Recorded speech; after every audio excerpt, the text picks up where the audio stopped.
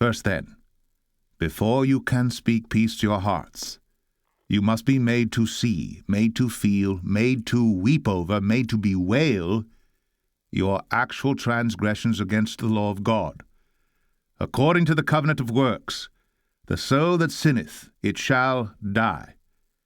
Cursed is that man, be he what he may, that continueth not in all things that are written in the book of the law to do them. We are not only to do some things, but we are to do all things, and we are to continue so to do, so that the least deviation from the moral law, according to the covenant of works, whether in thought, word, or deed, deserves eternal death at the hand of God. And if one evil thought, if one evil word, if one evil action deserves eternal damnation, how many hells, my friend, do every one of us deserve, whose whole lives have been one continued rebellion against God? Before ever, therefore, you can speak peace to your hearts, you must be brought to see, brought to believe what a dreadful thing it is to depart from the living God. And now, my dear friends, examine your hearts, for I hope you came hither with a design to have your souls made better.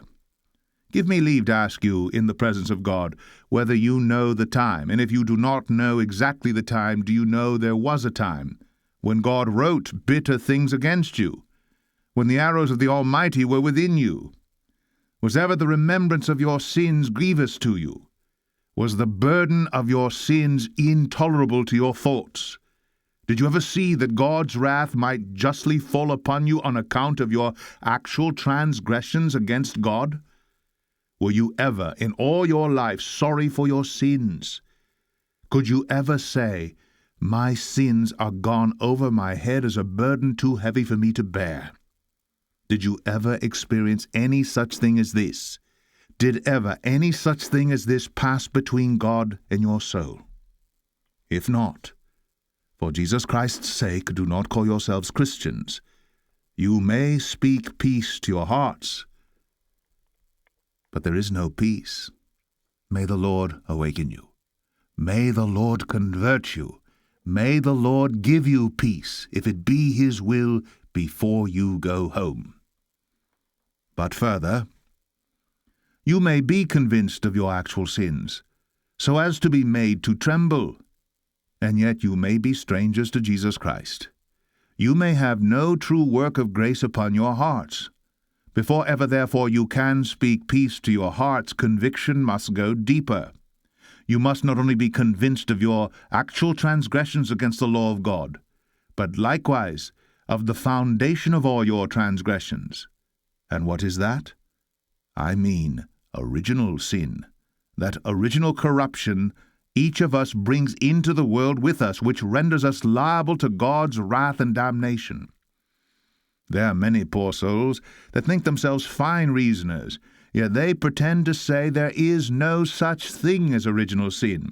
They will charge God with injustice in imputing Adam's sin to us. Although we have got the mark of the beast and of the devil upon us, yet they tell us we are not born in sin. Let them look abroad into the world and see the disorders in it, and think, if they can, if this is the paradise in which God did put man. No, everything in the world is out of order. I have often thought when I was abroad that if there were no other argument to prove original sin, the rising of wolves and tigers against man, nay, the barking of a dog against us, is a proof of original sin. Tigers and lions durst not rise against us if it were not for Adam's first sin. For when the creatures rise up against us, it is as much as to say, "You have sinned against God, and we take up our master's quarrel."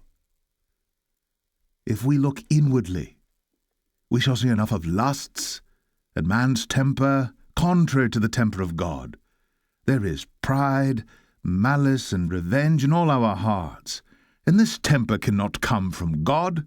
It comes from our first parent, Adam, who after he fell from God, fell out of God into the devil. However, therefore, some people may deny this, yet when conviction comes, all carnal reasonings are battered down immediately, and the poor soul begins to feel and see the fountain from which all the polluted streams do flow. When the sinners first awaken, he begins to wonder, How came I to be so wicked? The Spirit of God then strikes in and shows that he has no good thing in him by nature. Then he sees that he is altogether gone out of the way, that he is altogether become abominable, and the poor creature is made to live down at the foot of the throne of God, and to acknowledge that God would be just to damn him, just to cut him off, though he never had committed one actual sin in his life. Did you ever feel and experience this, any of you? To justify God in your damnation? To own that you are by nature children of wrath? And that God may justly cut you off, though you never actually had offended him in all your life? If you were ever truly convicted, if your hearts were ever truly cut, if self were truly taken out of you, you would be made to see and feel this. And if you have never felt the weight of original sin, do not call yourselves Christians. I am verily persuaded original sin is the greatest burden of a true convert. This ever grieves the regenerate soul, the sanctified soul. The indwelling of sin in the heart is the burden of a converted person. It is the burden of a true Christian. He continually cries out, "Oh, who will deliver me from this body of death, this indwelling corruption in my heart?" This is that which disturbs a poor soul most. And therefore, if you never felt this inward corruption, if you never saw that God might justly curse you for it, indeed, my dear friends, you may speak peace to your hearts. But I fear, nay, I know, there is no true peace.